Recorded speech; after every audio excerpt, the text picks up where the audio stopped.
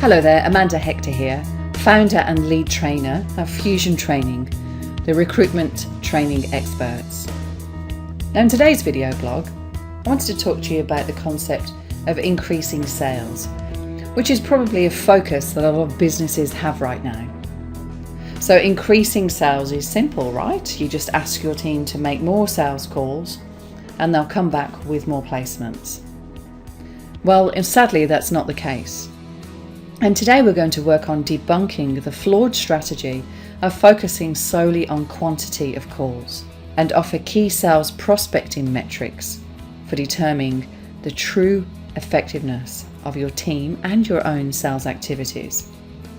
Because simply making more calls isn't an effective approach to managing sales prospecting. More calls doesn't result in proportionately more qualified opportunities or make more placements. If cold calling is used as an indiscriminate numbers game, low quality cold calls will result in your day talking to the dormant mass. Simply put, you'll actually spend the majority of your time speaking to people who are going to say no to you. So on the other hand, if you have laser-like focus on high quality prospecting, you should spend most of your time talking to people in the active niche. Now here's an equation.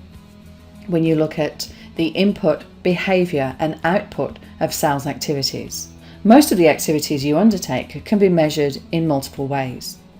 So this means that if you undertake 20 cold calls per day, that's your input, which is the quantity.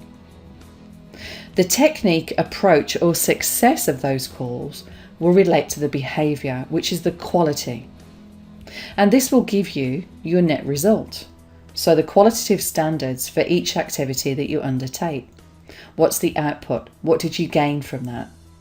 So while quality of your activity is important, the quality of your activities will often be the differentiator between success and failure.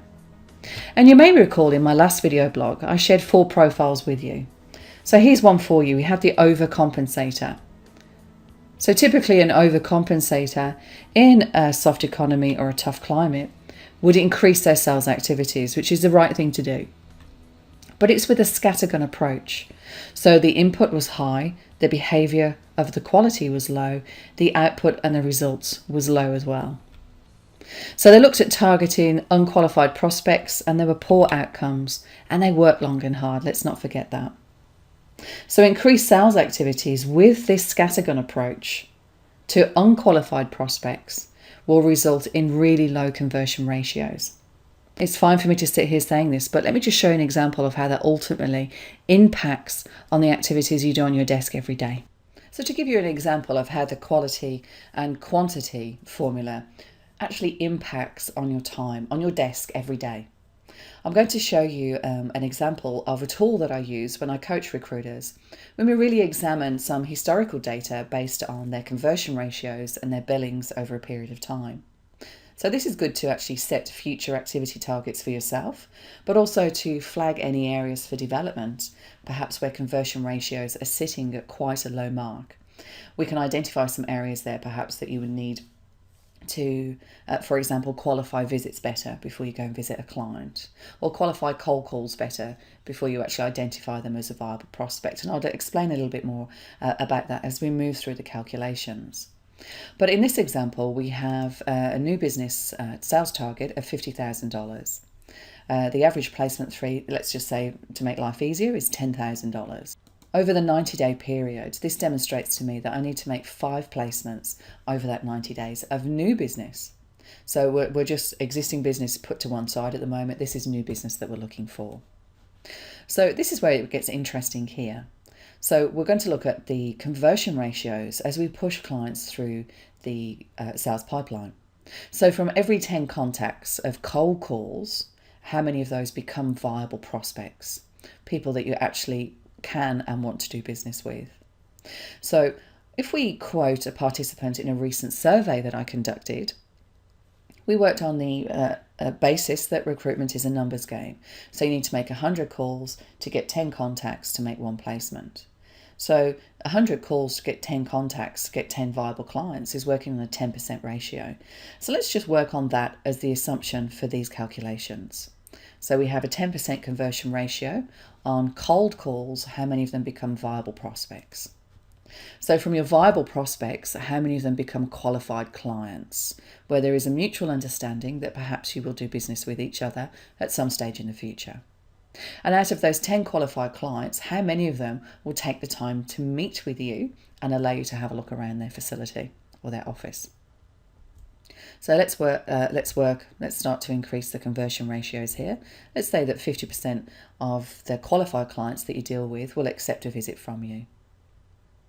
So depending on how qualified the visit is and how outcome focused the visit is, you can see a drastic difference in the conversion ratios from face-to-face visit to the jobs that are given to you.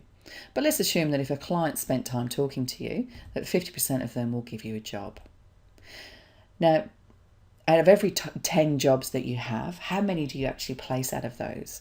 So if you work in a highly contingent market, perhaps you may only place a third of the jobs that you're given. So let's work on a conversion ratio of 30%. Now, in this example, what this is telling me is that over that period of time, this is a typical sales funnel here. So we have prospects that go in the top, they turn into qualified leads, perhaps a visit, we're given a job, and then we make a placement. So a sale drops out the bottom of the pipeline.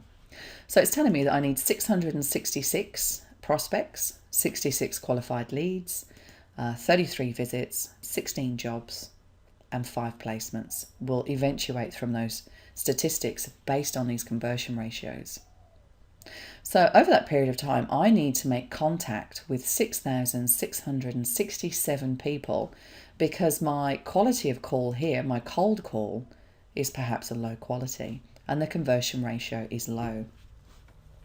So let me just change some figures for you and watch this column here as I start to change some of these conversion ratios. So if we increase the quality of the cold calls that we make, perhaps there's a focus on obtaining referrals, for example, and referrals have a much higher conversion ratio than a basic unqualified cold call. Even if we only increase that to 3 out of 10,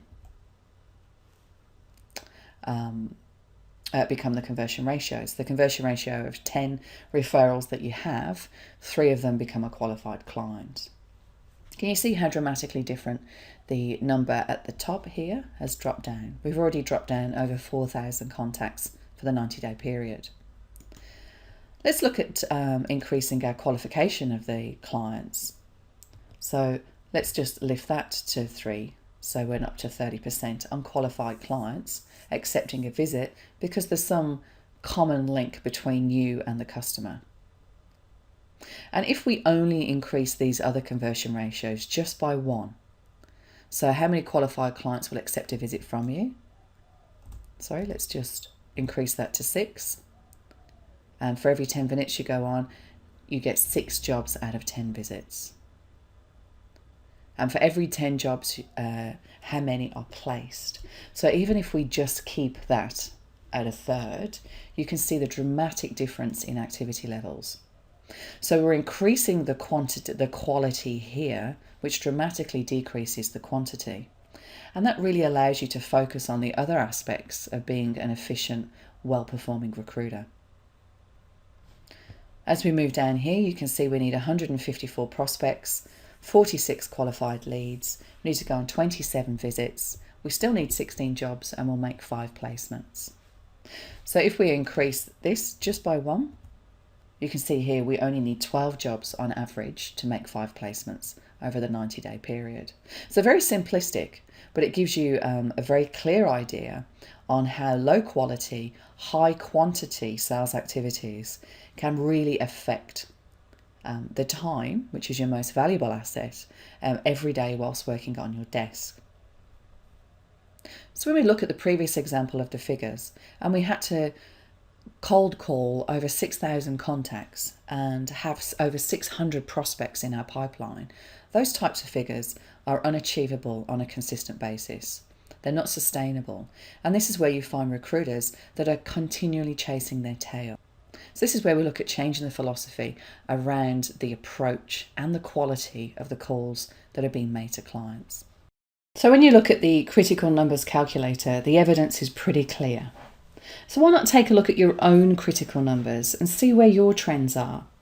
Which conversion ratios do you need to work on? How will you do that? And incidentally, if you would like a copy of the critical numbers calculator, it's a spreadsheet, just email me on the following details and I'll be happy to send that calculator through to you so you can actually assess what your own personal critical numbers are, the activity levels that you need to achieve in order to reach your new business sales activity, and highlight the conversion ratios that you feel you need to work on. In my next blog, I will be discussing the proven alternatives to cold calling that will give you a greater return on your most valuable asset, and that's your time. If you have any questions, I'd love to hear from you. Until next time.